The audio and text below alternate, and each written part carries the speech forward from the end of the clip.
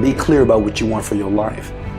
Disconnect yourself from the money for a second, Just, I want you to imagine, imagine you have all the money in the world, okay? You have billions of dollars in your bank account right now. My question to you is this: what will you be doing?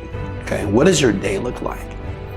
And if you don't know what your day will look like, then having the money and the things will always be this fantasy, right?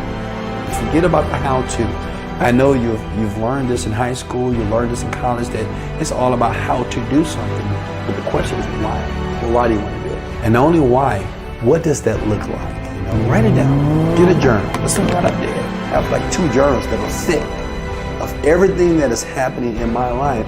This is not a surprise for me, because I designed it before it actually took place in the physical world.